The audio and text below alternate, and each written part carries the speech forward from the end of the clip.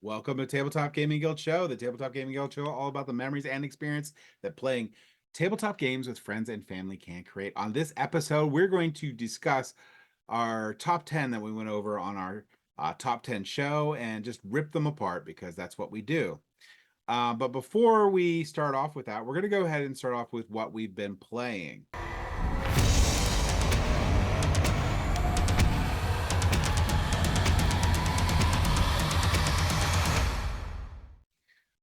And I'm gonna throw John under the bus. What have you been playing? John has been muted. I muted myself because I was like checking the stream to see if audio was working. Derperdoo. Anyway, yeah, I've been playing some lighter fare games in comparison to my normal, not a heavy Euro or economic game. So the first one I played was River Valley Glassworks, where you're basically collecting glass that's floating down the river. Um, all the glass pieces are different shapes and colors, and using that is how you basically fill out a tableau on your side for scoring. You score for completed rows and for your two highest columns that you get on your player board. The further right you can get, and columns is worth more points, and also each complete row is worth more points. So it's kind of a balancing act. Ideally, you'll get like a very common glass in your seventh row slot, but one thing you have to watch out for is overflow. That could be either because you got more glass pieces of a color than you have space on your column to fill out, or you get the eighth color because there's 8 colors total, and you only have room for 7 on your board. So all those are all worth net minus 3 points for you for each one that you go over with. Um, so yeah, the pieces that you collect are the ones that you score as well. So you just place it on the board, and that kind of determines which spots on the river you can collect glass from and then score. It's a pretty quick game. I think we played it in less than 30 minutes. So who's the publisher of this one? I can tell you that in a sec here. It sounds like sort of like close to a Zool sort of idea. Is it have really cool pieces like for the glass pieces? Yeah, they're all like because I just played this on BGA because I was playing with my friend out in Seattle. But yeah, let's see if I can find out who the dev on was that, or somebody else wants to look that up while I guess get on to the other 2 games we played. And it was River City, right? No, it's River Valley Glassworks. Yeah, it's a new game this year, it looks like. Oh yeah, so it's All Play. It's done by All Play, the people that make the board game tables. Oh yeah, okay. Yeah, so. Which was also the ones who did the Bear Raid that I really liked as well. They seem to be kind of making like the kind of like smallish boxer games. I like the little glass pieces. Like they look like river glass, really. Yep. Yeah. So that's really cool. But yep. So yeah, that was a fun quick game. Then also played MLEM Space Agency, which is basically you're a bunch of cats launching into space. Each player, it's kind of like a push your luck kind of game. One person's the captain, who's at the top of the ship, and each player plays an astronaut too there, and each of the astronauts have different abilities, like scoring double if they offload onto a planet or onto a moon. Some of them, will, even if the ship blows up, they have basically a golden parachute and hop off and land wherever you get to. So yeah, kind of a lot of different things to kind of play with the push your luck mechanics. And yeah, we wound up playing once with just the base, and then played another time with a few of the kind of like the extra modules. And the extra modules definitely changed the gameplay quite a bit. Sounds perfect. Yes, it has a very strong cat theming to it. Which is another game that I don't know if it's out yet, but it's definitely Let's Not see. yet. I don't think. It's available on Amazon, but that doesn't mean it's out yet. Let's see yeah. here. That's Rebel Studio. Oh, it's Reiner Knizia. No, you can purchase it. It's out. It's Oh, okay. released. Yeah, I this is one I think I might pick up because it's a really fun. It's only $30. Yeah, What the heck? it seems like a no-brainer to me. Yeah, and it looks pretty good component quality in there too for 30. I mean, what do you expect for $30? But that looks nice. Yeah, and it's basically you're rolling dice, and I got because so Evan, I'm great at rolling d6s, right? The best. Yeah, let's just say that I might have blown up the ship near the starting line more than once by somehow managed to roll all twos or something equivalent. Basically, the only number I could roll, like basically I had like 5, 50-50 chances to at least not blow up the ship, and I failed all of them. It happened 3 times. Sounds like what I would do. Yeah. Yeah, if anybody wants proof at how bad he rolls, watch our Die Hard recording. Yeah. That was the best where we're like, we're gonna die, and he's like, miss. I'm like, oh man, Yeah. we're gonna make it. I still almost won. I got close. I don't even know how we would won if you actually rolled well. It was so bad. Hans Gruber appreciates your dice rolling. These guys would come out with 2 Didn't have machine to roll guns, good. and they'd be like, I just think rolled mediocre. I would have won. I think that game is kind of weighted so John McClane is supposed to win. It feels like it, or at least has a good chance. Yeah. But yeah, the third game I played was actually co-op, so I didn't have to worry about die rolling blowing us up there. yeah, It was the Shipwreck Arcana. okay, It's basically everybody there's these everybody has these tiles from 1 to 7, and you're basically having these there's these 4 different Arcana cards that are out on the board, and using those you have to communicate information to the other players without telling them the token that you left behind. So a lot of basically on your turn you draw 2, and then you play one of them following the rules of the Arcana that are out there, and they could be anything from the 2 numbers that I have are have a number, a distance between them of 4 or more. Okay. So like if I go and drop a 3 on there, you kind of know it's like, okay, well, if the distance between them is 4 or more, he has to be holding a 7 because 7 is the highest number.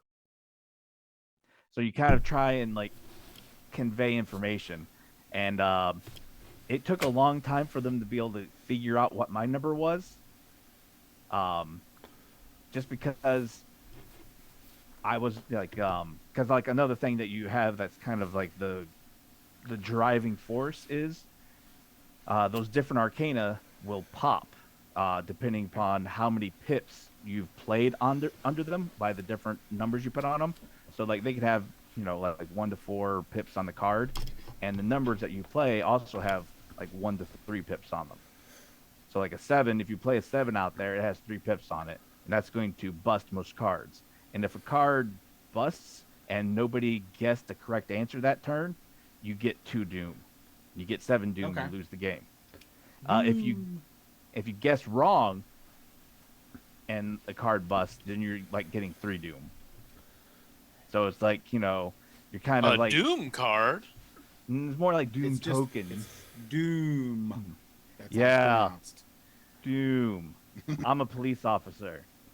Yeah, I've played this. It's interesting. It's basically a cooperative math puzzle, but there is a little bit of Great social to make deduction. it sound awful. Good job with that. Well, yeah, I was gonna say that. cooperative math puzzle. That always Cooperative sounds like math social deduction.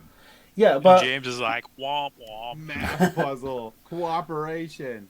Yay! but the Yes. thing that gets Add social interesting deduction on top of that, and he'd be all over it. is well, yeah, the math puzzle sounds kind of boring, but it's the element of you have more than one thing you can say that would be relevant, and you're using deduction to figure out why he chose this particular thing to hint at Yep. over another one. Yeah, because like there'll be the four other ones. Like there'll be the one of them that's like same. So like the two tokens you have are the same number. So obviously, if I had that, I would have played there. So it means you can like, all right, you can eliminate. All right, he definitely doesn't have a 3 because he didn't play there. And the other one is the number is one less or one more, or the total is odd between mine two. And it'd be like, okay, well, if and you can kind of like at least eliminate it down and be like, all right, we got it down to 2 numbers. The Arcana isn't going to pop this turn, so let's just pass. Because if you guess and you guess wrong, then you discard that token, and then you basically have no information. So if you at least pass, you have information that you can act on when it's their turn again. Plus, also you have the information of all the other tiles that are out there. Like if you somehow got lucky, there's like all three fours were out there. Like, okay, well, we were trying to decide if he had a 4 or 5. I see 3 4s. He has to have the 5. So I mean, there's a lot of kind of gaming in there, but yeah. Yeah, that looks like 3 solid games on there. Did you get any other ones in, or? Nope. We just got another push your luck with the MLAM. Because we wanted to try it with the modules because we had a lot of fun playing that one. Actually, I wonder what the MLEM stands for. It's got to be some pun name. Mouse. Louse. I don't know. Probably is some fun name. It's probably right on the front thing too. Yeah, I'm actually trying to find it. It's not on the box here. It just says MLEM Space Agency. Send your cats throughout the solar system to occupy planets and moons. And one of the planets looks like a giant yarn ball at the end. That's worth the most points. I really need. I'm not seeing the acronym on here either, but I'm pretty sure it's some punny acronym. It has to be. I'm gonna have to find this out because it's gonna bother me otherwise. Yeah, pretty much. All right, so let's go ahead and move on to Evan. Evan, what have you been playing? So board game wise, not a whole lot. My time has been occupied with a lot of other things. There's no other things in life.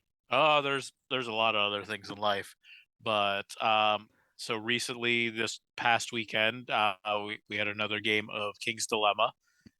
We moved and got quite a bit accomplished as compared to the last time we played. The last time we played, it was very much we killed off a lot of stuff that didn't advance the storyline. This time we completed a lot of stuff that completed storyline. We're down to one last storyline to finish, and I feel probably 1 to 2 more plays and we'll be into the finale. So we're almost there with it. It's going very well. I'm not going to go too much more into that because we've talked about it a bunch of times. A couple really small games, nothing really worth noting. That and the big one was last week. We got to play with some of the official play testers from Fantasia Games. A game of Unconscious Mind that went very well. Currently, as of this recording, we do have the how to play section of that playthrough up. The actual playthrough, which we didn't complete because altogether we were on for a long time and it was getting close to midnight. So, but we weren't too far off from finishing either. So, by the time you probably will see this, unless you're watching live, you'll see the full everything there. Cannot wait for that to fulfill. I don't have handy the estimated time, but I'm thinking late fall to winter is the guess, just off the top of my head. But because they're still working on some stuff for it, so but can't wait for that to come through. Fantastic game. Sad that you guys missed it because you would have thoroughly enjoyed it. But yeah, that's really what I got recently played. Yeah, I'm sad I missed it. I've really been wanting to play Unconscious Mind, but it was just a rough week for me. I was asleep by 5. I was so exhausted. I don't know what the problem was. I was operating on 0 hours of sleep. Was that day? No, that was King's Dilemma Day. Oh, is that King's Dilemma Day? I don't know. Obviously, Yeah, you've no, been yeah, sleeping no, a no, lot. yeah, that was King's Dilemma Day. Yeah. But I don't Huh. get much sleep usually, so Yeah, I'm I up at 5 definitely. every day. If you guys end up doing Queen's Dilemma, might be all over that. But I do have Sleeping Gods. Do have Sleeping Gods? Let me should play that. All right, Nathan, what have you been playing? so I've gotten a lot played because it's been a little while since we've discussed games we've played. But a lot of them I've already recorded reviews of. So I will just talk about the biggest titles that I've enjoyed the most that I haven't reviewed yet. And that would be one of them is the prototype for Lands of Mesozoic, which was given to us a while ago to review, and James reviewed it, and I'm just getting to try it myself, and I really enjoyed it. This is a tableau building game where you have to make sure you balance your ecosystem, so you have to have a certain number of land types to be able to support your herbivores. Once you have a certain number of herbivores, you have to have a certain number of carnivores. If you have too many carnivores versus herbivores, those carnivores are not going to get enough food and going to die off. And you may actually want your animals to go extinct because at the end of the game, everything scores points as soon as you play it. Even if it goes extinct, it's worth points. But there's a lot of combos, and the first time you play it, it can be a little bit hard to grasp because getting that balance right is a challenge, and building a successful engine is really challenging, and realizing extinction is not a terrible thing for you is really important. And it does go through the 3 eras, so after each era you will have an automatic extinction to some degree, so it's going to wipe the slate a little bit and allow you to grow again. And I thought it was really fun. I am very excited to try the full game once it comes out. Yeah, I was really surprised how good it was. The art for the prototype's amazing. I love the dinosaur art. And I really like that deck building you're talking about, where you just build your, not deck building, but you build your tableau. And that pruning mechanism where you have to understand that extension properly to be able to get rid of those cards so you can put better cards in there and make your engine better and better. But it's not bad to lose cards. Those cards are scoring for you at the end of the game. And you have to get over that, hey, I want to try to make this engine work exactly how I want. You won't win the game. You need to make a good engine, but you need to get rid of those cards. You need to be cycling them into your extinction pile. Really just amazing game for a first-time designer. It's crazy good. Mm-hmm. The other one want to talk about is Beyond the Sun, which came out a little while ago, but it's the first time I am playing it, and I'm really enjoying it. It is a tech building game, so it's technically a space civilization, but it's really primarily just a tech building. And it feels like a race because you are trying to make sure you get the resources you need to develop these techs, and you are going for various achievements that have changed game per game, and the first person to get these achievements is going to get a lot of points, as well as you're getting all these points along the route. And it's, for the level of complexity the style of game generally has, this is pretty straightforward and easy to learn. There is a sideboard that has exploration and colonization, which I think could have been a little bit stronger. It feels like those are very tempting to go after, but early game, if you start going after that, you're going to get yourself in trouble because you do have limited resource productions, and you have to watch for that because as you are developing things, you're locking away all your resources, so you're limiting how much you can produce in the future. Yeah, I've wanted to play that one for a really long time, so next time we visit, I might have to play that. Yeah. Is that it for you? Yes, that's it for me. So what All have you right. been playing? I figured out what MLEM is. What? It's not an acronym in the game there at all. And there's a reason why it's not in the game at all there. is because it's like a Reddit animal thing. It's basically an like a onomatopic Onomatopoeia? Anima- no, onomatopoeia. No. No, it's it's an like No, oh. Or you mean It's like- anthropomorphic? no, not anthropomorphic. It's like basically a a word that Sounds. imitates a sound. Yeah. Onomatopoeia or whatever. Yeah, it's basically the meh, sticking out your tongue sound. Oh, So like a cat or dog sticking out their tongue sound. That's what it is. Onomatopoeia. Onomatopoeia, whatever. That's what I said. all right. No one can pronounce anything on this show. Talk It's about it. fine. I am the one that pronounces everything perfectly, so don't worry. Mm-hmm. You Yeah, know, all anyway. right. All right. I'm So now satisfied. I now know what that meant. all right. So, my first game is a prototype game. Actually, a couple of the games I played are going to talk about. Two of the games I'm going to talk about are prototype games, and this one is All Humans Are Dead. So this game here really reminds me of like that 90s style comedy style art sort of thing, where you had the cartoons and stuff or whatever. And this one's like sort of like you have this the robots have taken over the world, all the humans are dead. The humans made like sort of Teenage Mutant Ninja Turtle style things where they make these anthropomorphic creatures who are lifted is what they're called, and they have higher intelligence. No humans are left, but they're trying to survive. And it's a cooperative game where you have to go in and you have to take out all the droids, and you have to take out Simon, which is the big evil bad guy in the game. And on the surface, like if you look at the art, the first time designer, and you're like, and most of the time when I get these games are awful.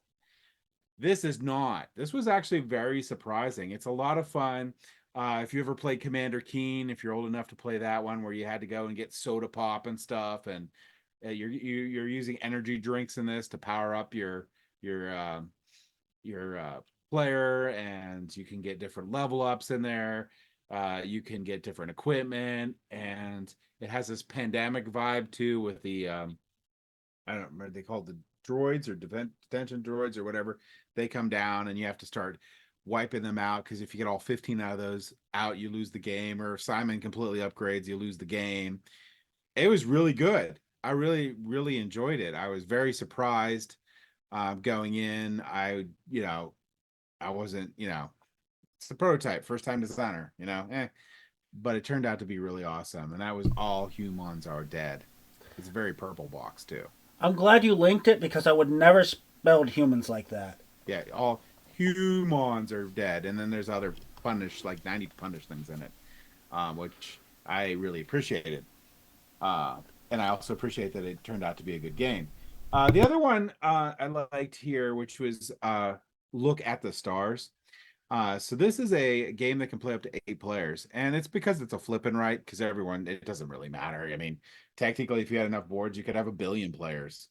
But you are trying to make constellations over 3 rounds. And what will happen is after each round, the sun starts rising. So you lose a section of your board as time goes by. So you can't place your constellations there. So your board, you're trying to get them down low, but your board can become really crowded as time goes by. And you're trying to get these in there to get the most points by the end of the game. It's really fun. It's very simple to teach. It's very simple to teach. And that's Look at the Stars. Plus, I mean, chalk, you get chalk markers with it to go on the blackboard. It's really nice. The other game I played was Splendor Duel. It's been out for a while and I never really played it. I'm not actually a fan of Splendor. I think it's very much too simple, and it's sort of just, I mean, you just sort of just rocket through it, and it seems more like, I don't want to say luck, but if you know how to play it, I mean, there's no there's just a set strategy. You know what gems you need to get and what combinations, which are rarer than others, and you just go. Yeah, the age is off on Splendor. Like if it's for like my kids where they are with Yeah. a 6-year-old, like Yeah. 6 and a 14, like I think the age is actually really about 8 for that game.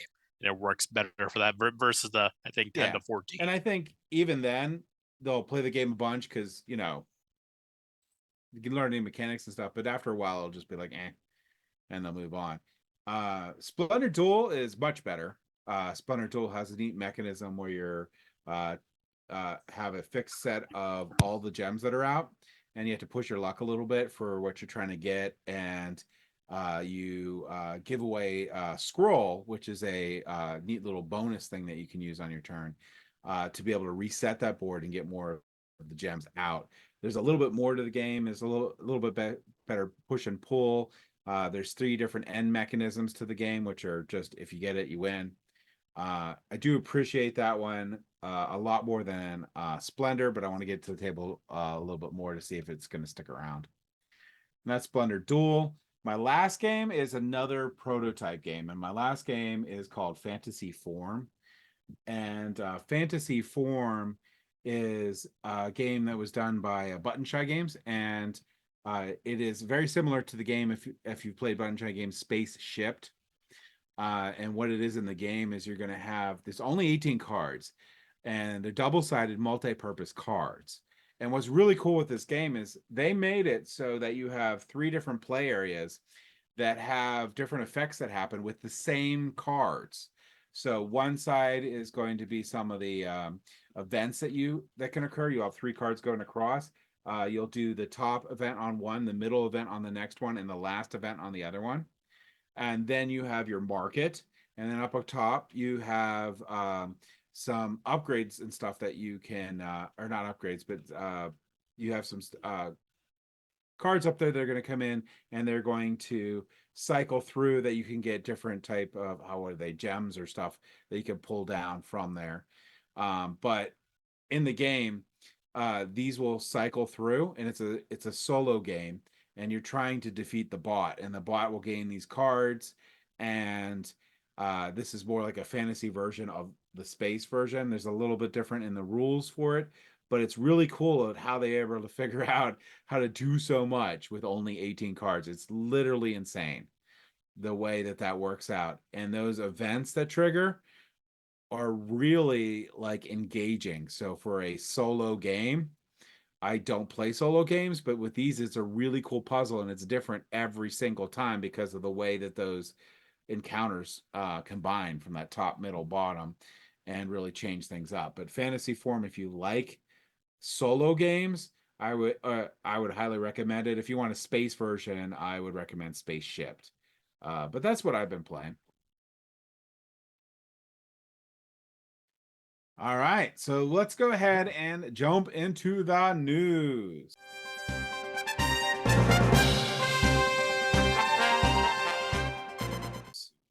I believe Evan has some news that he would like to share with the world.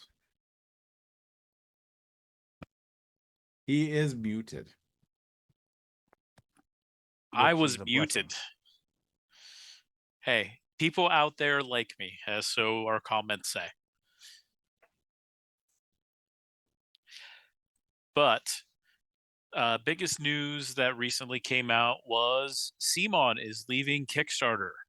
They have signed an exclusive with GameFound, and after raising a ton, and I mean a ton of money on Kickstarter, they are now bringing everything to GameFound, which actually leads into my second piece of news here. But yeah, so it seems like a lot of companies are now exploring alternates to crowdfunding and not automatically going to Kickstarter with other options such as GameFound or BackerKit now that are actually handling, mostly talking about BackerKit, that is actually handling the crowdfunding aspect instead of just the back end after the funding period time happens. So that was huge because CMON, it was something, I think, if I remember right, they've raised like 50 million or something. Like, it's a ridiculous number.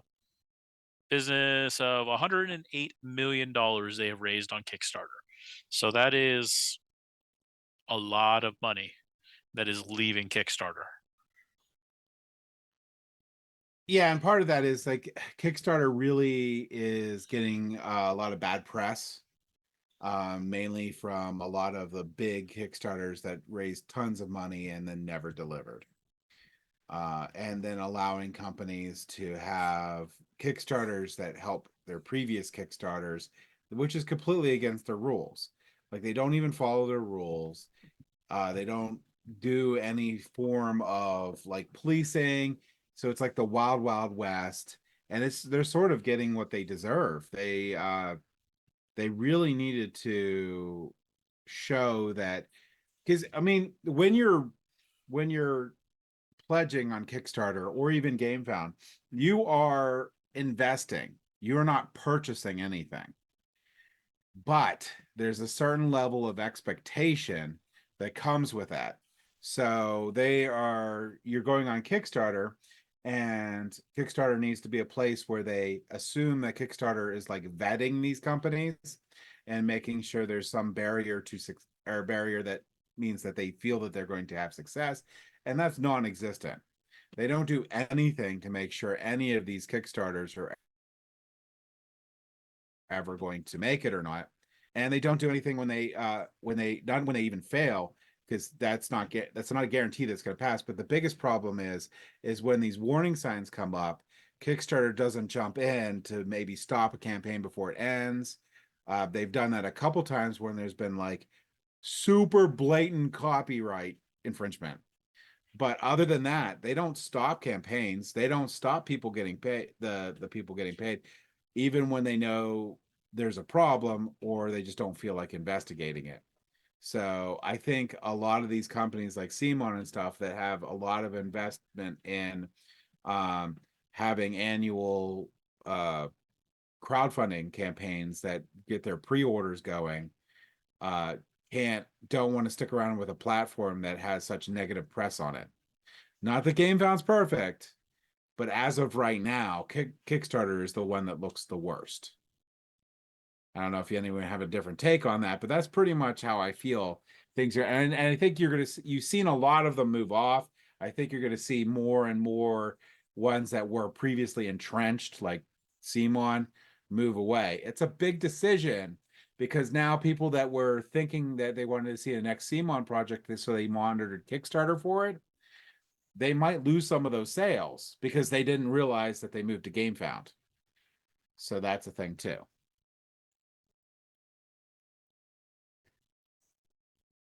Yeah, well, I mean, I'm also always of the mind that the more competition that you can have anyway, the better for everyone. I mean, having somebody being the de facto winner, just it just isn't a good situation for everybody involved. I don't. I mean, I'm not 100% there, but I'm mostly there. I like, if you have a really good platform and you do really well and you invest all your money and your time into it, sure.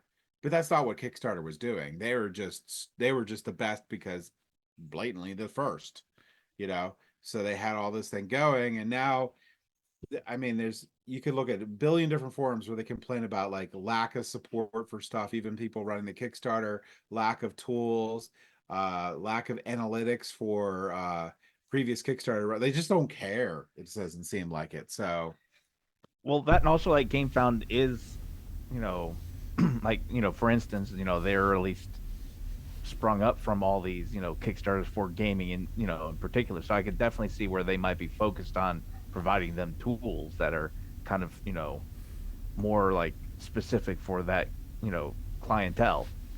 And yeah, And there are some huger titles that are already GameFound exclusive. Like I had to double check. I couldn't think of the name off the top of my head, but Awaken Realms is solidly 100% GameFound. Everything that they're doing is there, and they're running some huge crowdfunding stuff with the Nemesis titles. They just did the ISS Vanguard second wave. The second wave got quite a few $1 million. I mean, I have my box still sitting here under my desk. I need to open up for that. But their titles are huge. They're exclusively GameFound, and it's more and more is starting to slide through there. One that just is fulfilling right now, as of this recording, is the Firefly 10th anniversary. That was exclusively on GameFound, and that raised quite a few dinero. Well, and Yeah, also and Kickstarter never really had much like post campaign support. Like a lot of companies were actually using GameFound for the pledge manager anyway, so it's like all in one with yeah, GameFound. it's all not caring part or not like feeling they needed to deliver. I think that's going to start changing when people move off of this. But and you got and GameFound's not perfect. Like they originally went with a heavy vetting process for making sure that the most likely to fulfill companies were on GameFound but money, and they were just anybody can do it now on GameFound. But like other things like Mythic Games being a horrible company and basically running Kickstarter after Kickstarter to pay for like other Kickstarters and further going down this horrible tunnel uh, really doesn't make Kickstarter look good. I mean, they should have never allowed Mythic Games to continually crowdfund games, but when they had so many undelivered ones, uh, it's I mean, you can make the argument that it is an investment and not a purchasing of a product, but there's a little bit of you expect some uh like checking on Kickstarter, just some. Like if I start a campaign and it's my first campaign and I don't deliver it, then whatever. But if it's my third campaign and I've never delivered any of the other ones or only one of them, that should be a red flag for Kickstarter. What the heck? Yeah. But I mean, if you really want our opinions about it, we have a whole episode dedicated to our feelings about crowdfunding. Yeah, we do. Watch that episode. Are you, as one of your news pieces, going to be the CMON purchasing of one of the IPs of Mythic Games? It is not. Oh well, they did that. I don't They know did do why that. CMON did that. They were just they might be just good at trying to help people out, but those people are not happy with anything. So the fact that you're saving them from getting nothing and giving them a base game, they're still complaining. You should give them nothing. Well, it all depends on the IP they got, and they probably bought it for pennies on the dollar. So I mean, It's if true. it We don't depends know on the what the rights. contract is, but I mean, either way, I don't understand how that's good because it's like bad press all around. I mean, he has a lot of stink on the whole thing not fulfilling. You got all this giant group of people that are super angry for not getting the game. There's literally nothing you can do really to probably make them happy because you're gonna have delays. Oh, probably not, and it all depends And on and all into the contractual part of that too. I mean, if it's something that I get this IP for 5 years, well, we'll sit on it for 4, and then hopefully all that blows away, yeah, and I can now do this. That's not going to be really tight, you know. And there's a whole lot of stuff that's going on behind the scenes that we obviously won't know for a while. So, yeah. but But I will tell you though, if you look at the forums for the the Mythic games, like they were like literally rioting. Like well, they were unhappy they with were them well super before. nasty. Well, no, I mean with CMON helping, they're super nasty at CMON. They're like, "Well, I don't want this base game if I'm not getting my whole thing." And CMON's like, "We're getting you something. Like, Yeah. what do you want, people?" So my next piece of news, going along with crowdfunding, after raising $42 million with his last crowdfunding, Brian or Brian, Brian Sanders. No, Bra- okay.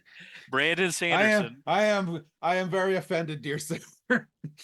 Brandon Sanderson is bringing a new something exclusively to backer kits.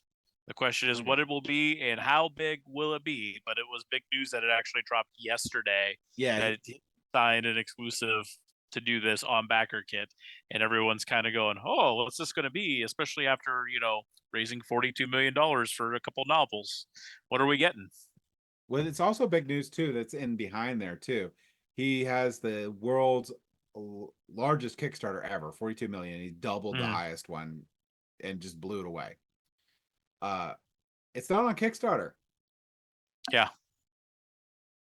So what did Kickstarter do? How badly can Kickstarter screw up they should be like basically begging him to put another Kickstarter on there for $42 million raised. Like, that is insane. Kickstarter failed epically in not securing him running on Kickstarter again. Exactly. But yeah, that was huge there. Last thing that I have was, and the only reason I bring it up is because it's one of my favorite publishers. But Final Frontier Games announced coming to Kickstarter soon. The next installment in their games are releasing the Sixth Realm. So not a lot is really known out there about it. I mean, you have to go to the BGG site. So it is accompanying along into their Five Realms setting that they have written for about like half their games. And it looks really, really exciting. And it's all going to tie together. So it looks like there's going to be elements of Merchant's Cove, and it's going to talk about a lot of different guilds in the realm. And yeah, they put the teaser out for it, I think, earlier this week. And on the teaser, I posted it in our Discord. I closed out our Discord. I think it was May is when it's coming to crowdfunding. April, not May, April 24. So really excited about that. I have almost everything that they've ever produced. There's only one game that I'm missing. So it's probably going to be an automatic jump on because I really like their stuff. Yeah, those are all good news roundups. Does John or Nathan have anything you want to throw out there for your news roundups? Anything I have is kind of old news at this point anyway. So, and just feel more like dogpiling onto entities that are already out there and have already been dogpiled on, I think, at this point. All right. Yeah. I'm really looking forward to a lot of new titles that are coming out. I think 2024 this year is going to be amazing for titles. Wormspan's going to be one that I'm really looking at playing. That's getting out to people just as we're speaking. So, yeah, end of 23, it kind of whimpered out. Like there was not a lot Yeah. of great titles that I was super excited about. So I'm seeing some stuff coming in for this year, and I'm getting more excited now. So I think it's going to be a good change now. My Mansions of Madness, Cthulhu Death May Die, season whatever it is, I can't remember anymore. But the next set of season stuff, I'm getting that this year too. I think that'll be awesome. A lot more quadrupled my scenarios and Still added no more giant other ones Cthulhu, to baby. kill. No, I'm not. No. In the original Kickstarter campaign for it, I believe you could have got it. I could have got it for $60. Because they did this tier thing, or maybe even a little less, where they had an early bird if you jumped in early and you pledged to get the Cthulhu baby thing. It was cheap, and then it kept going up and up, and this time it was over $100. I'm like, yeah. I've seen it pop up a couple times. Secondary market, usually it's around $200 to $250 is what people were asking for it. And you could play a scenario. It comes with one scenario for it that you can play. It's supposed to be like near impossible. So, I mean, I have so much with the base game, and I'm gonna have over double with the next one. I think I'm good. I don't need any giant baby doll thing that is Cthulhu. Oh, and Light GameFound campaign's ending, tomorrow. And you're going all in. I don't know. I'm still wavering on that. I have the base game. I think I'm just gonna get the upgrade stuff. I don't know. We'll see. Do it. It's a great game, and they did fairly well. I think it's 400,000 or something really close to that is what they raised. So, which I think is about what they did with the initial. So somewhere around there, yeah. So doing equivalently the same for that is really, really good. Yeah, it's a wonderful game. I really, really enjoy it. But all right, let's go ahead and move on to our main topic.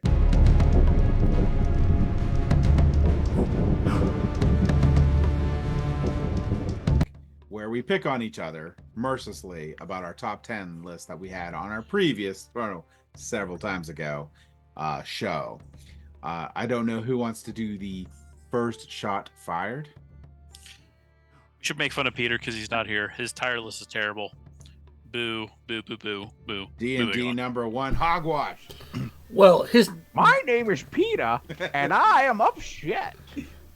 well, if anything, Oh, the blame for Peter goes on James and the rest of you because he's always saying he doesn't get enough games played, so his list doesn't get to change. So there's some fault with you guys there. That's because Peter's always busy with Monopoly. Peter not playing as many games as myself or other people on here. His list is pretty darn close to mine. That is true.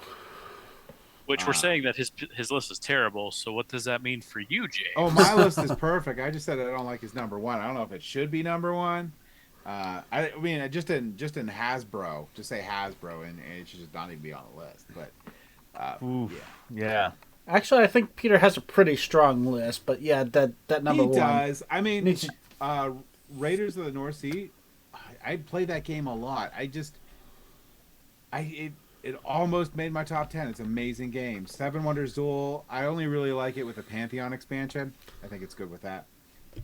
Watergate is an amazing 2-player game. Innis is insane. Dune. I think it's like my top 50. Star Wars Outer Rim I just love that game. Last Kingdom is amazing. He's very mean playing that game. He's so mean to me. Blood Rage, Dune Imperium, and then D&D. So, any more picking on Peter's list, or we can let him go? I think the only thing that actually changed is Seven Wonders. Last Kingdom He didn't kicked have off. Last Kingdom on there. No. Yeah, Last Kingdom kicked off Mansions of Madness, which I think he just needs to play more Mansions of Madness to keep that on the list. He's only played it once. There you go. So I think that was one of his notes that he had was that he just didn't get a chance to play it enough. That's one more time that I played it. So Again, I've played it about Evan. 4 or 5 times. I think. How awesome it is, and Evan's like, "Well, what about me?" well, I mean, James has promised now for 2 years of getting me to play it, and yet big Here old we are 0 right now. I should get it hooked up to the big screen and have surround sound going. It'll be an amazing game. oh, I did that. That was pretty awesome. Oh yeah, and then have the lights down lower so it's like semi creepy. Mm-hmm. Oh.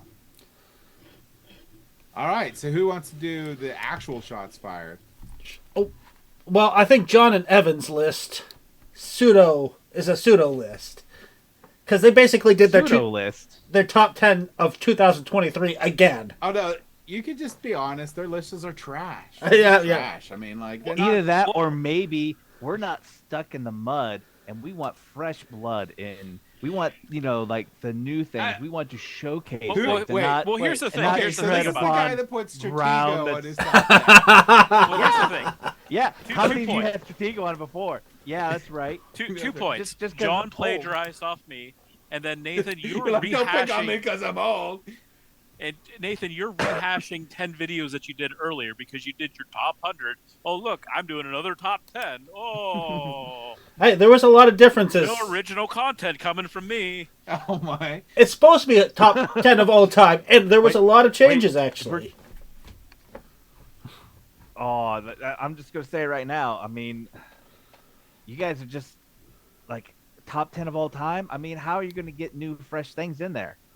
There's I mean, always I'm just changes. gonna take a look. Oh, Twilight my top 10 Imperium. is changing. Seriously, Wait, how Twilight Imperium? I mean, sure, 4th edition is great, but that's how many years old at this point? okay. So to be fair, new ones on mine are Furnace, Last Light, Innis, and Shut Up. I have 4. I think that have never been on my top 10 before, and I will. I have This another next one year, too, I'll I have a mean. lot. I think. And meanwhile, everything on mine is fresh, certified 100% fresh. New doesn't Okay, mean better. All right. So No, your but, fresh does, though. number 6 of all time of last year is Actually. Yeah, It's a trivia game. yeah. And It's like Stratego all over again. how is like just because it is a well crafted trivia game that brings everybody in, has a unique presentation. I mean, how many trivia games have you having to like identify with a little shot, like a little whiteboard that, hey, these are all the different pun names for orcs, I mean, come on. Or like having you have to identify, the house member from Hogwarts to, I don't know, whatever the other goofy questions are. They're Yeah, some of they're them are out very there. pedantic, sort of like super nuancy things, and it is like of the trivia games we played it a couple times on the show. I enjoy it, but it's a trivia game. Oh, John Yeah. likes it because he's pedantic. He's pedantic. I That's our mean, new- I that's our won't new- deny that that's true. Well, I That's would our say keyword of the day. Anytime anyone says it, we have to go ah. I would say Oh, John's man, list is I made somebody really mad doing that one time. Oh, did Me and you? Oh yeah, me and my buddy, we made the word "is" the word of the day, and we and also like the real kicker for them was it was that this like CCG that just came out, like tournament that they were doing at the card shop. Okay. It was, and me and my buddy, we just bought cards there, built decks on the spot, and then won the whole tournament. And they like spent like weeks planning out, like crafting their decks, and we just built it there. And we were That's also pretty going funny. ah! like every 5 minutes. I do have to say John's list did improve from last year though. He no longer Oh has yeah, because it My doesn't have last year's- Stratego on it. or Sid Meier's That was Or Civilization. that other weird old people stuff. Look, you know what? You guys did give me like I asked like, hey, what should I do for my top 10? You're like, do whatever. I was like, all right, let's do some But experimentation. that's when we Gotta say get them- then, but now it's picking on you, Tom. Uh-huh. So That's how you it know, works. I ranked Stratego's a better game than every game on 365 your list. games. To do my top 10, I actually did a ranking of 365 games.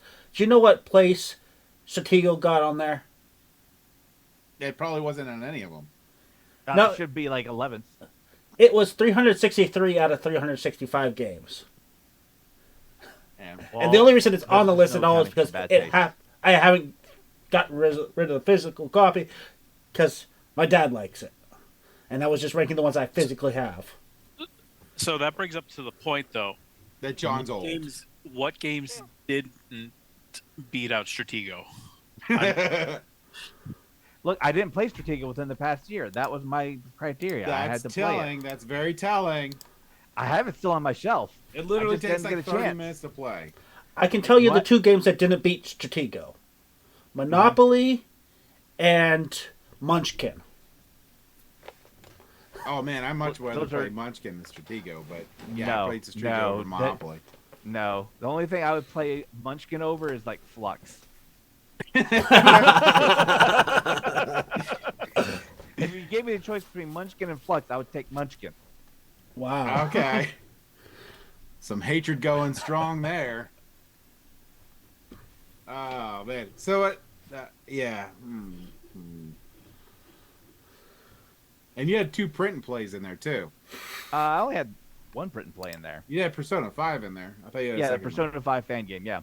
one. All right. Because, I mean, it's very thematic, the guy who made it, he's had a few other print and plays that he's done that have been really well received. Ming Yang Lu.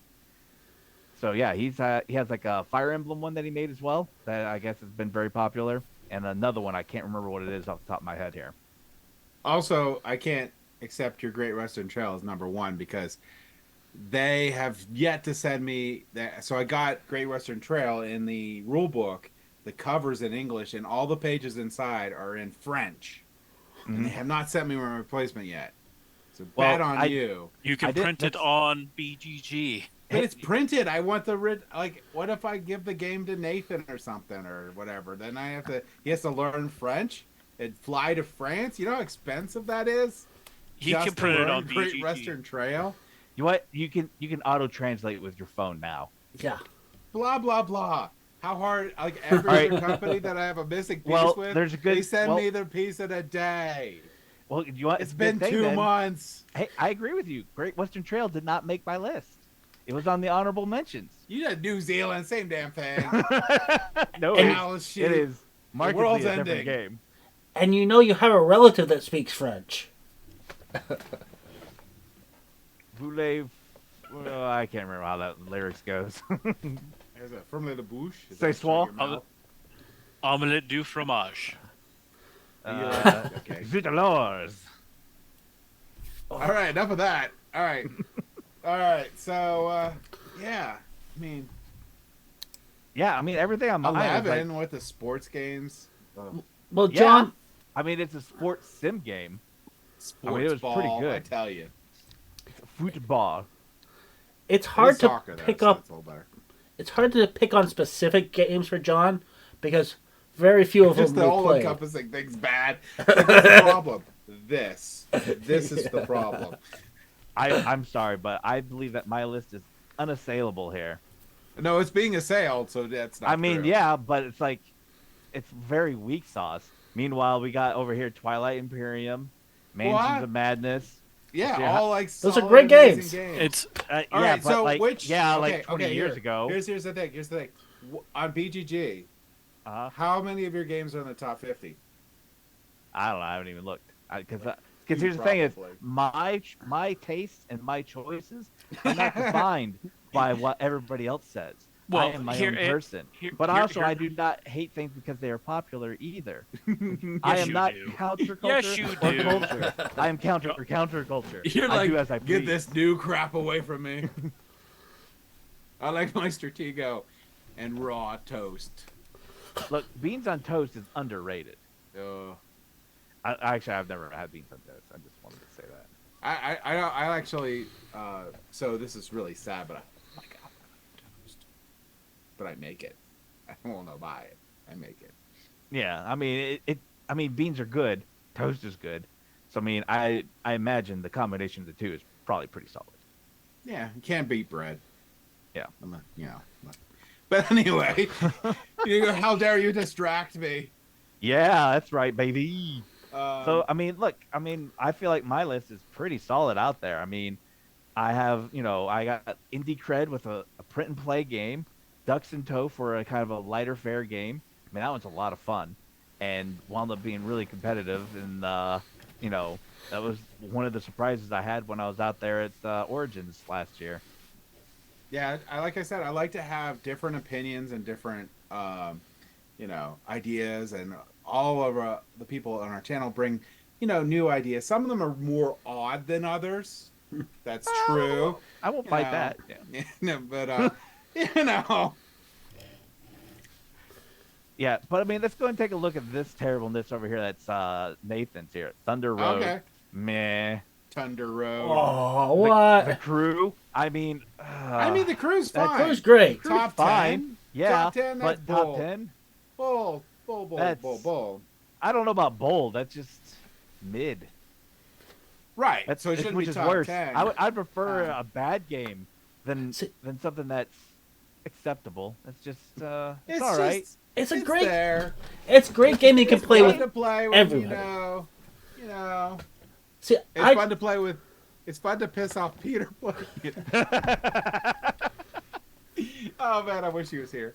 See, I tried to be inclusive. We never play with the rules. Whoa. Whoa, Yeah, but I mean, I try to it's- be inclusive, yet when we talk about Shiver Me Timbers, We'll get our to that. inclusivity goes out the window, and we say, I don't care what our viewers think. Oh, that's right. David, you're bad. Well, I mean, Although I that have Would you an like to amazing comment? game. I have games that I love that are great games. Well, I love them all, but I have ones that are specifically because they're great, solid games that I really, really enjoy, and other ones I enjoy because other people enjoy them, and they're fun to play with people who aren't experienced gamers. Like, that's a big logic behind The Crew. Okay, that sounds great, That except for sounds they great. can't play it. Well, The Crew is that's that. That's a game that Oh, no, I enjoy Shiver Me because... Timbers, we're on that now. But Shiver Me You can't Timbers... play that. It's Yeah, a game oh, that's just wait, an amazing game. I really enjoy it. I wish oh. it was available for other people. Oh yeah, Mechs versus Minions. Yeah, Mechs versus Minions. Yeah, that's another game that's going to be so easy for everyone to hop into that Oh, one. it absolutely is. I brought in people go that to the had store, never pick played a up a single copy. board game in their life, and I taught them Oh no, that's true. Max Ravinians in a They few purchase minutes. it. Yeah. Yeah, Well, let, you wanna let me talk go. about- Let me go to the store here and see if I can get a copy. Well, let's Well, talk yeah, about there's that. availability for Oathsword, $300. Meanwhile, you No, can definitely so- get a copy of Contigo.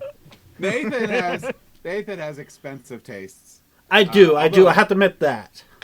I do. I really want to play Oathsworn. So, yeah. I mean, on my list, is there anything hard to get?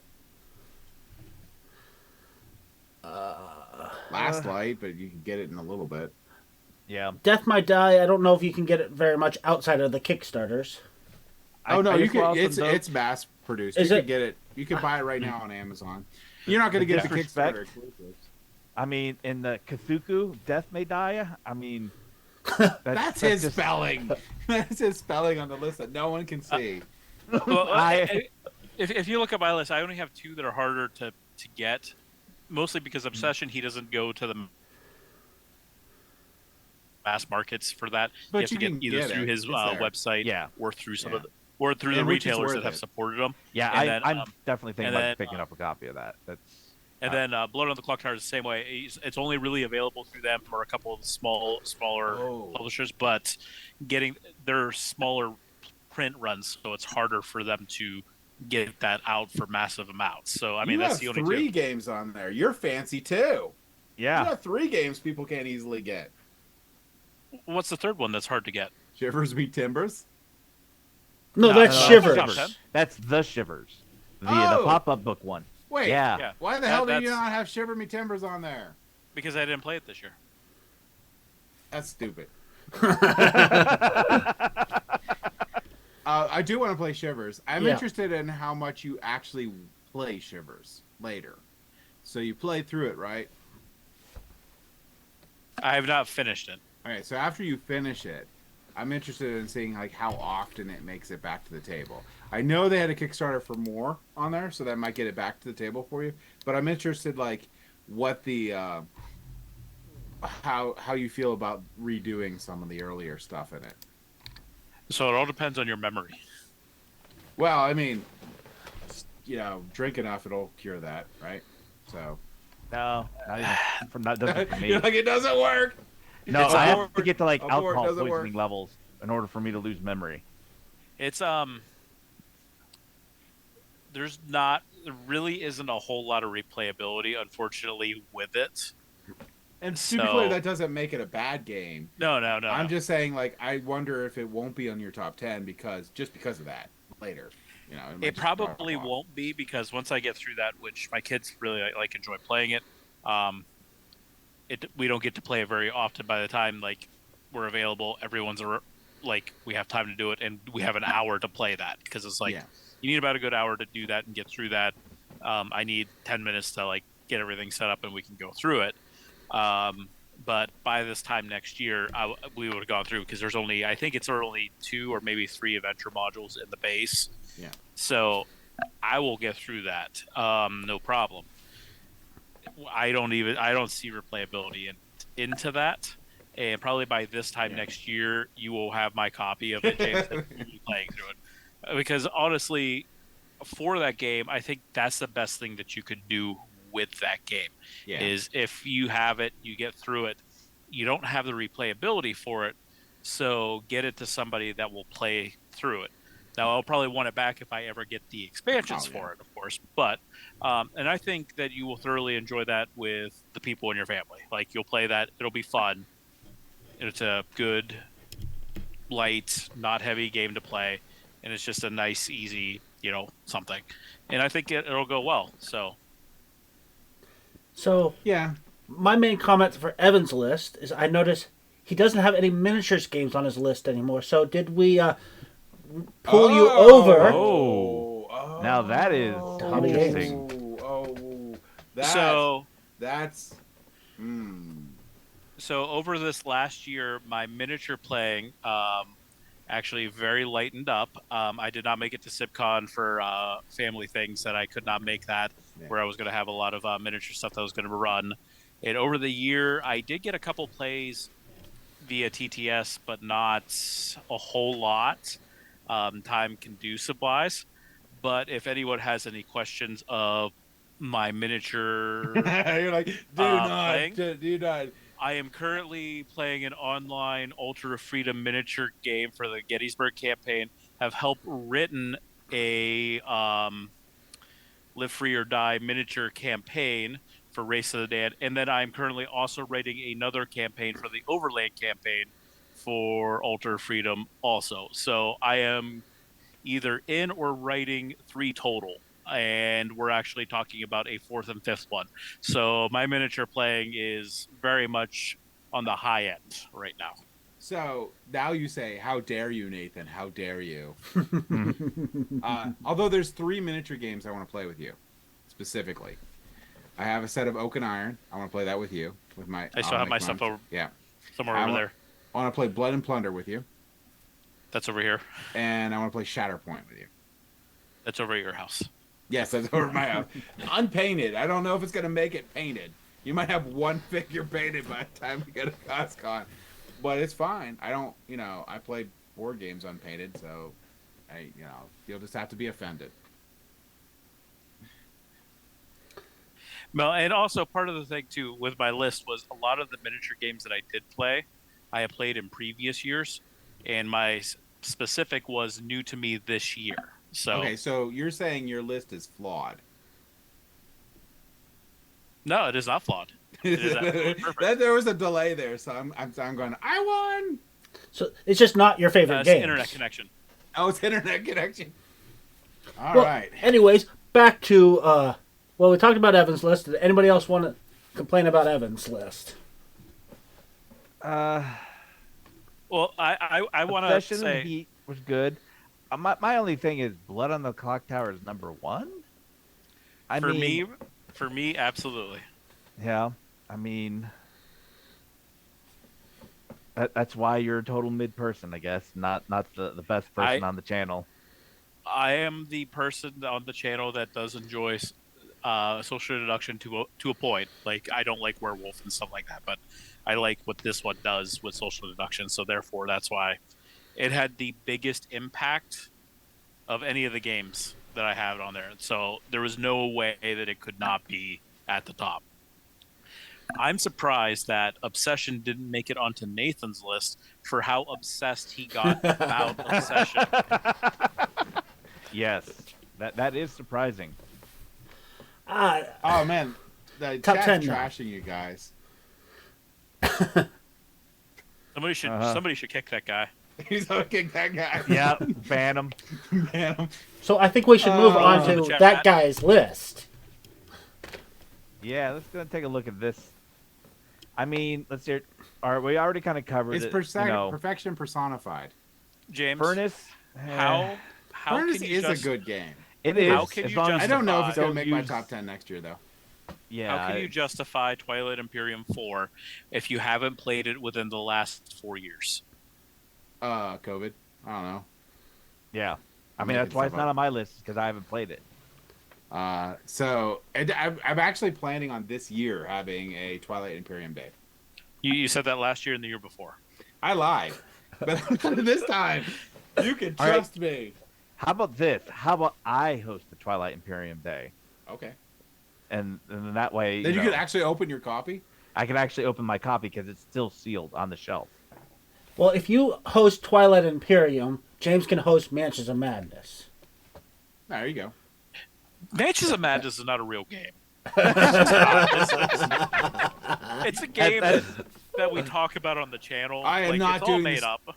Stupid train level. We're gonna do something different. We're not doing the first one, and we're not doing the train level. I'm sick of the train level. It's great, but yeah, I can see it being.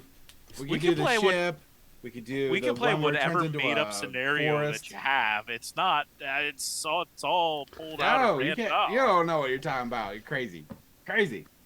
It's all apps. Yeah, I could pull something up on YouTube too. Like, Yeah. I don't think Last I've night reviewed was the fun. game. I see others on his list, but I mean, it wasn't top 10 fun for me. Oh no, But, it's you know. amazing. It's top 10. I don't even know why it's on your. You're not on your list. You have ducks in a tow above Yeah. Gaslight. Oh yeah, mean, that's because like ridiculous. it's something that needs more Ridiculous. spotlight. And also, you know what? I mean, the only thing that that kind of bumps Last Light up at all, that put it on my honorable mentions list, because also I have like another list of like 20, 30 other games that I had to like, like peer down, like just shred down to this list here. But it's because Death Blossom. I mean, that was just too much I fun. was so mad about that. I was like, I'm gonna win. He's like, I'm not winning. Death Blossom. I'm like, what the hell? I had the technology, I had a target, and I almost could have. So 2-time champion. He did 2 times. Because the second game was like, I'm killing you, John. We both lost because I was like, you're dead.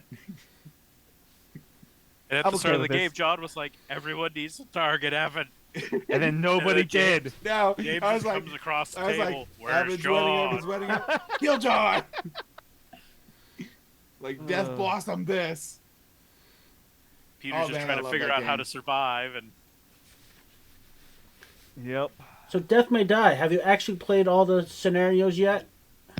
Oh god, there's so many in the base game. No. And a lot of times when I play it, I'm playing with new players, so we end up playing the first scenario over and over and over again, which is fine. It's just like the cool thing about Death May Die is it does really feel different each time you're going through, because how you pull what the players do really matters in the game. well, and I would say having that many available players too definitely gives enough spin because they're so different. Yeah. Yeah. I would like to play more of the scenarios. I actually would like to do sort of like what you guys did with King's Dilemma, and have like a play group, and we play one session, then the next session, then we go through the seasons and play. I think that would be amazing, especially having people that are good at the game doing these scenarios, because it does progressively get harder. And if you play with someone that hasn't played the game, like scenario 5, you're just like, okay, we're dead. I don't know why the heck you're doing whatever you're doing, but we're dead. Yeah, I did feel like there was a pretty big ramp up, but it could have just been the sessions I had, since I've only played 2 of the different sessions, and the second one had a lot of investigation. I think it had some investigation elements. That I have not run into one that is just like, this is like walk in the park, but they do get harder. They're all really meant. You're not supposed to be able to like crush them, so. And I think it's tiered more for you losing than winning. Mm-hmm. But I really, really, really like it. It's really fun. If you can make it to Summon 'em weekend and stuff, you're just like, that's a win in my book right there. So, even though I get obliterated. Yeah, I mean, I like cooperative games. I struggle with them when it's like this one, where there's scenarios where where I'm the one if I'm the one teaching, and it seems too hard, that it's like I wonder whether I got a rule wrong, or so the whole time Nope, I'm worried it just can be that way. You're just like, and it's cool because you're like dealing with so much stuff. You're like, do whatever you need to do. I'm concentrating on this. Case in point for Nathan saying that, his obsession with obsession, because he did so poorly, and then it was a day and a half of him blowing up our channel. Well, I don't think out. it was the same way with Death May Die for him. Obsession was just something that was actually a really good, well done game, and it's as an interesting theme, and it drew him in, and he invested the time to figure it out. Yeah. Where I don't think, if you don't like Death May Die, you don't like it. It's just not going to be like, hey, I'm going to think about this for hours. You know, it's just like, Well, and I think I it was got crushed. interesting that Nathan did figure out that he had like the 1 in a million draw that was just that poor. Oh yeah. Yeah. Also, I'm that good at it, and he can't beat me ever. And he has never. Nathan, true fact, has never beat me at this game. At Obsession? Obsession, or Obsession has never beat me. she's only played you once? Yeah. But we don't need to get into that. I did win that game, so the rest of you also have never defeated me. I only played once, and I didn't know how to play, and I had the worst possible hand. Okay, fair. Excuses. I did a little crushy. I was also completely exhausted and didn't follow all the rules. Here we go. There No, it is. verklempt and blah blah blah, and your feet hurt, whatever. Hey, I keep beating you at Blood Rage. We ain't editing that out. All right. Does I don't know. anyone? I think that needs to stay. That Well, definitely. you know. The editing will be like, Nathan said that I am terrible at obsession. You mean Yeah, bad just- games. It'll just be like random. Like they won't even flow into each other. I'll just take the words separately, so it'll be really bad. That'd be great. All right. Does anyone have anything else they want to pick on anyone else for that has to do with their top 10 list before we go on to Evan's game? Overall, I'd say 3 good lists, 1 meh, and 1 pretty bad. I mean, you shouldn't be that bad on yourself. I don't think you should be that bad on Peter and James. I mean, Oh, come on. All right. Man. All Or right. Peter. We ready for this game?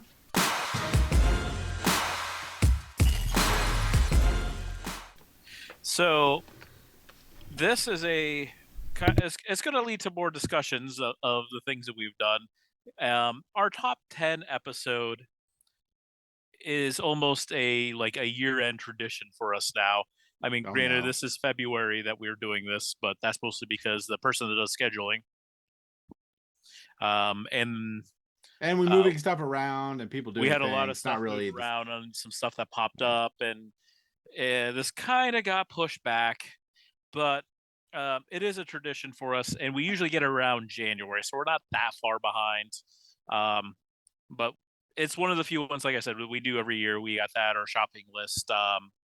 We didn't do our wish list this year, which I got to put that's a big one that we always do that we didn't get done this year. But I, while at work, did a list of, much like when you were at school and you voted the superlatives, we're going to vote amongst ourselves who is the most likely to Okay. do such and such. And Play Stratego. these- I know a guy. and most of these, there's a little it's a good game. little blurb about that. But the first one we're going to do is, when you're playing a game, who is the most likely toward the end of the game to betray somebody? James. John. That's being the betrayer is not betraying. That is not the betrayer, but who Yes, that at is toward not the the betrayer. end of the Betray. game John. is going Jess to Blossom. stab you You're right a in the horrible back. person. Bad that John. is a- Bad. Look, Cut your mic. No I was speaking. not betraying you. Like going and blowing No, up that all was your ships is not a betrayal. betrayal. Betrayal. That's I not a was betrayal. hurt. We weren't I on a was hurt. team, or like even had like fake team. Or I was your enemy from the whole time. You can't betray in that situation. The correct or- answer is Nathan. It is absolutely Nathan. oh Will my God. cold-heartedly backstab you. Yes. Moonrakers? Claims he feels bad about that, but he Mhm. really doesn't. No. Hopefully he doesn't mention Everdale, but that's okay. I was going to mention it, but you beat it. Yeah, that was great. I did like a victory lap, and I didn't even care if I won at that point. I was just like, I cheated you out of 1 billion points. It was so good. Oh, nuts. Oh, and Peter and Last Light. Oh, and I really did mess up James and Nemesis, too. Oh, you're. Oh, that was a good one. I was that so was a butthurt good about that one. I was like, no, I got 2 hours of doing nothing.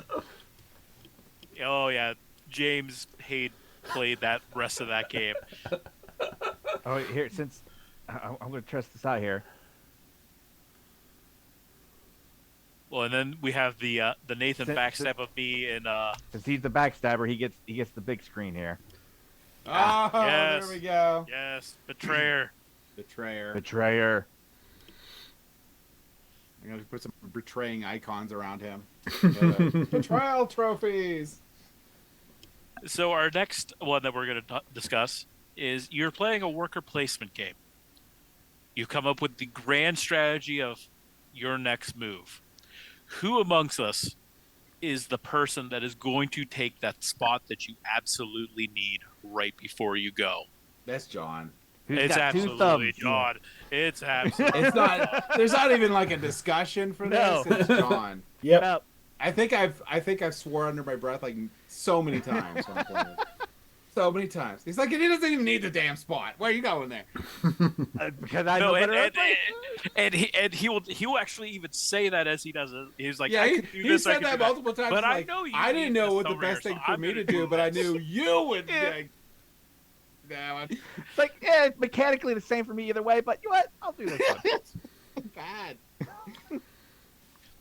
Oh, absolutely 100%. That is John.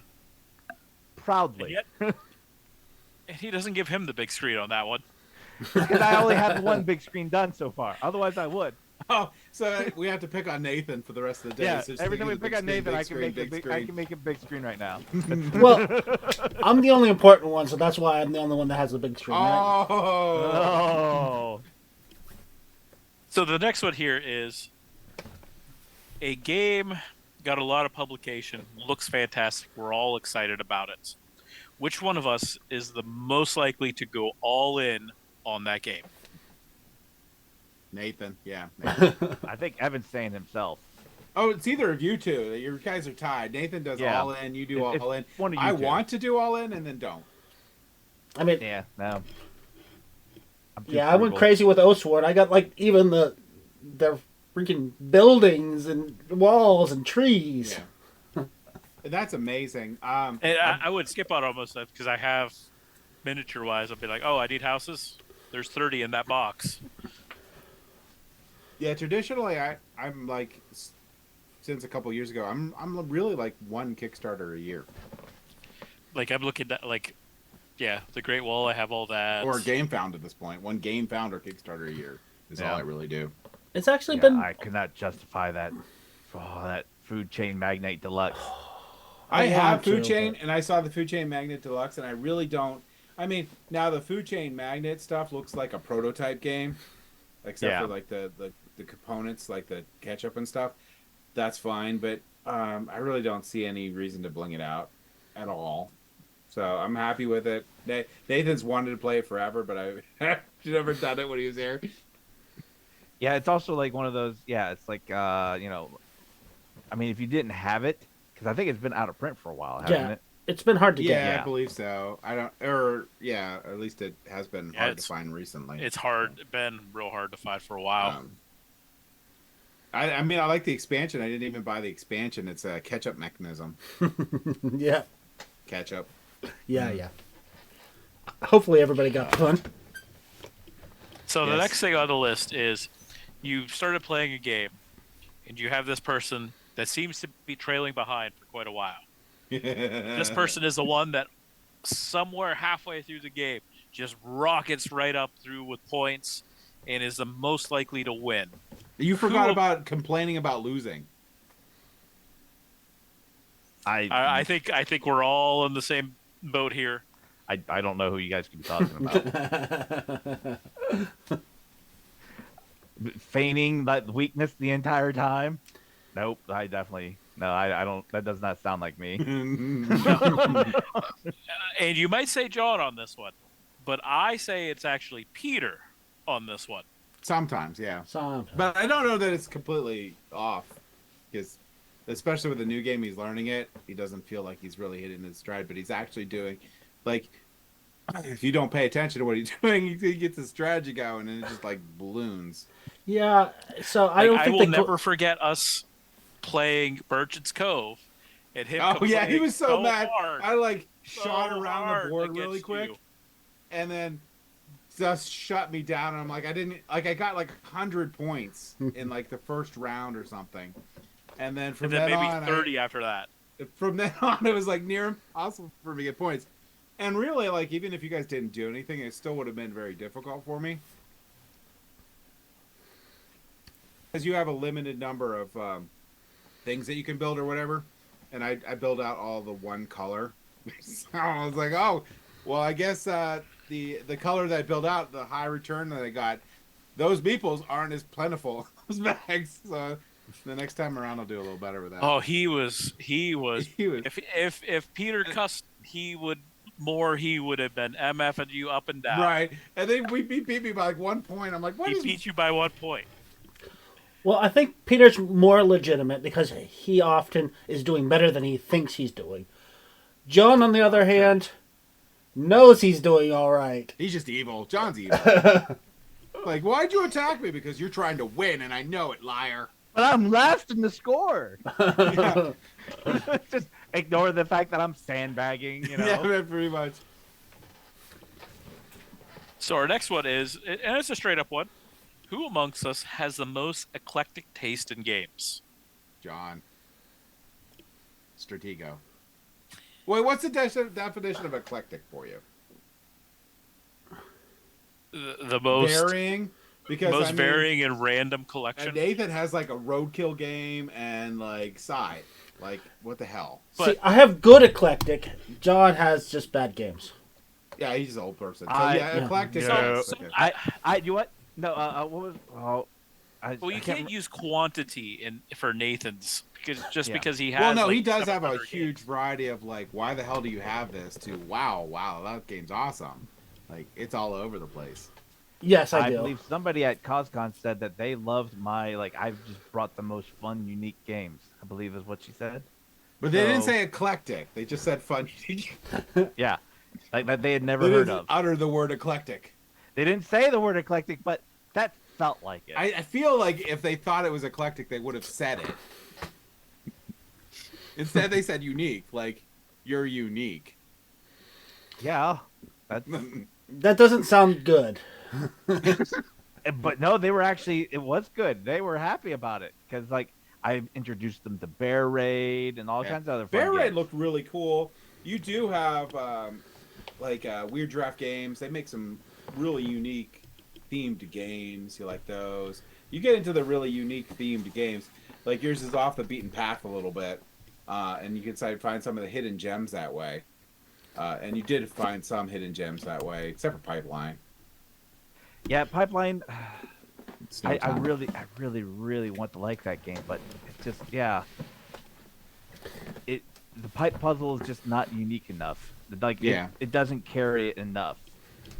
And there's a lot of things to it, but it's just it feels like it needs some more optimization. Yeah, and every time I was in it, it was like, okay, I can make some oil. You're like, no, you need this thing. I'm like, what? Why? I'm making like $2. Yeah, it's not intuitive, or I don't know. There's The pipe thing it's not interesting. It's just boring. I thought it would be a little bit more exciting because I thought it would be like, hey, you're just building this really cool pipe maze thing where you're gonna get to build this engine off of it, but it was really just like, I really need this color, and that's like it. Like there's no, like that. It's pretty straightforward. yeah. I started doing this. I need to finish doing this. That's all I can use. If I get anything else, it screws me over. Yep. But yeah, the concept's really cool. I thought the concept was really cool in that game. I did want to play Bear Raid. That game looked amazing. Yeah, Bear Raid is a lot of fun. And that weird prison one or whatever we played, I probably would have never played that if you didn't bring it. Which one? You have to go through this prison and escape it, and you have to go to different rooms or whatever. You get different equipment, and you have to leave. Oh, that wasn't John. Yeah, that wasn't me. Oh, that wasn't you? Oh, never No. mind then. But that sounds like, is that the one where only one person is the loser? No, Okay. I died. And only one person escaped, so. I mean, I also have ones I haven't played yet, at least not in a while, this War of Mines on my shelf, I mean, I do have a lot of those kind of. That is a very depressing game. But it's Yeah, I got rid of that. I I played a think couple my times. copy went to you, John, didn't it? No, I've had that copy forever. Oh, then I still have this War of Mine. Which was my Yeah. copy that I gave to you. Which was your copy. Oh my gosh, that game's rough. Yeah. Yeah, I So played the should video you game of it. should you save this school children or should you let these babies die? I'm like, oh, Yeah. what? And Yep. mechanically, Oh, do you want to go and steal work that food well. from this elderly couple? So that you and the kids could survive. Oh, Yeah. yeah, I don't mind And then that. like they It's fight back mechanically and you di- kill them. I'm Yeah. like, yeah. well, they didn't starve. was horrible. I do believe it is kind of the point of the game, Yeah. but it's still, yeah, it's kind of rough. Yeah, very rough game. All right, moving on. Moving on. Who amongst us takes the longest turns? Not me. I take very short turns. It's John. Yeah, it's John. Yep. Yeah. Wait, is anything happening? It must be John's turn. I try not to. You just like winning. What's wrong But with you? when the game is almost over and you really don't have a chance to win, you still take 15 minutes trying to optimize if you're getting He's just 10 punishing If I us at that can, point. I still want to points. see if I can win. I don't never give up, never surrender. Yeah, but when you're choosing between 9 and 10 points and you're 30 points behind and it still takes 10 minutes, I don't see the problem here. Also, that doesn't happen very often. Oh, losing or just... Being where I'm like 30 points behind, that doesn't happen very often. That's how I thought you were going with that one. And the losing thing too. Yeah, that And the losing thing too. All right, moving on. you are going to be playing in a board game tournament. You don't know the games that you will be playing, but you can have a partner. Who are you picking? John, so I could think for a while. well, I mean, who here has actually been in a board game tournament? Evan has. Weren't you in the Lords of Waterdeep tournament? No. Okay. I did Twilight Imperium. I didn't do Twilight Imperium. That would be a long tournament. We got it was done over multiple days, and the final game we did it in 4.5 hours with 6 players. I've been like hundreds and hundreds of tournaments if you count Magic the Gathering, but also like other CCGs and other board games. I've been so many tournaments. I've played in many different miniature style tournaments. Yeah. So Nobody's answered the question. everybody but Nathan. Well, I've done little tiny tournaments with like. I mean, I'm pretty groups of sure people. if it's Magic the Gathering counts and Dan's not here, it's me. But if it doesn't count, I'm not sure. I guess if it's like complete surprise, like we're talking like it's random games basically the whole time. I mean, I guess who do you think is the one that's I've never played most, a tournament let's say, with random games.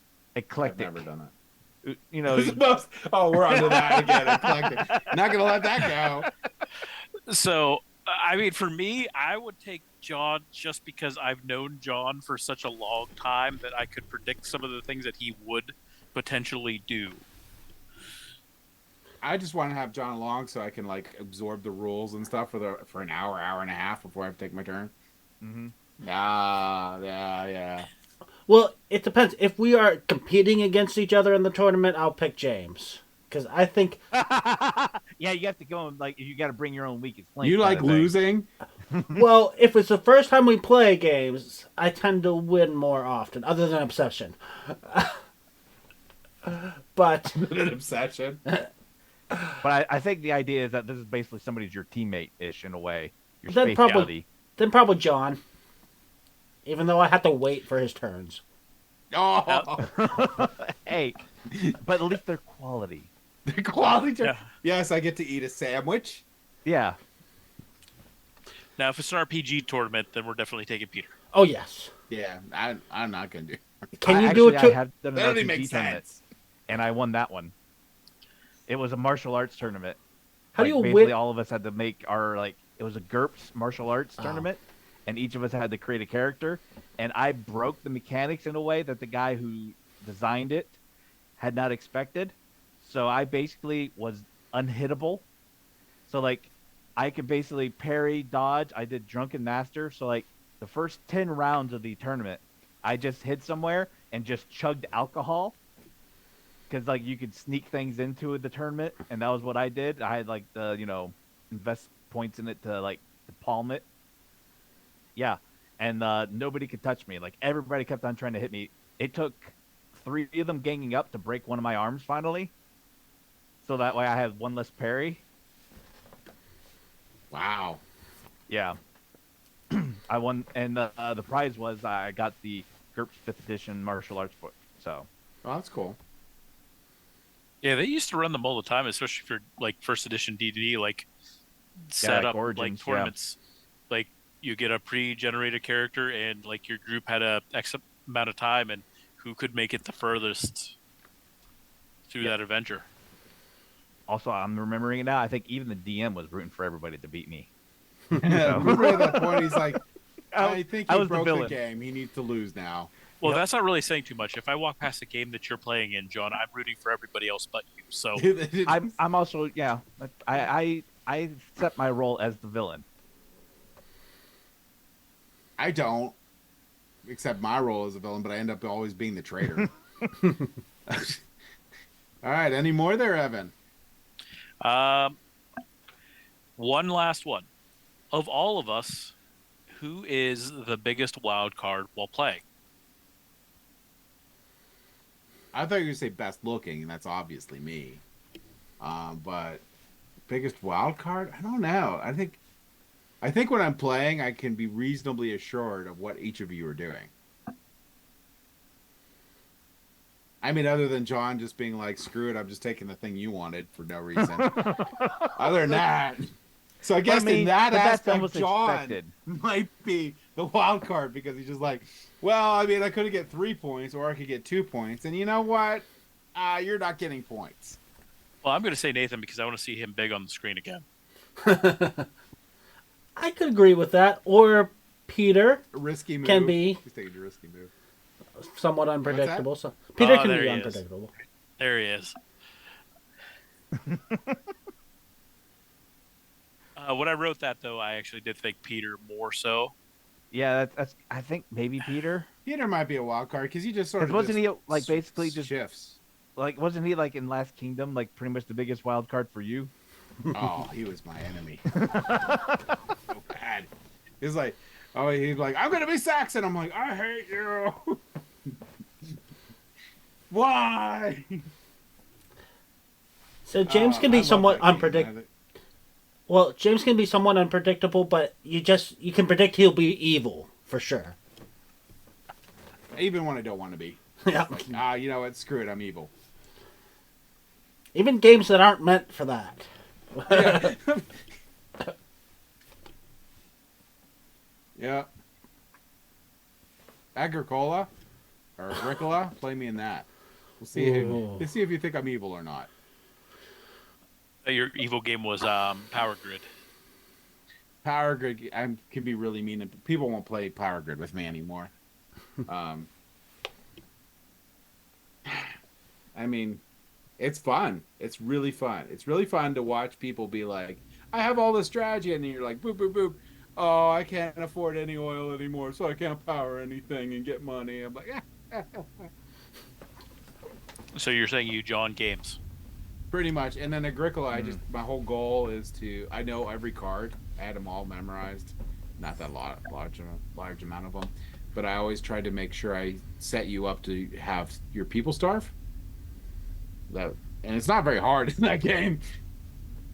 You have a pretty set strategy, so I just have to watch it and just make sure that I deny you food. So.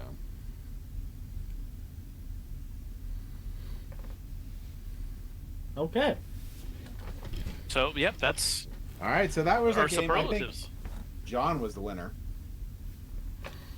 because he got picked the most, right? I guess. Yeah, John wins. A winner equals me.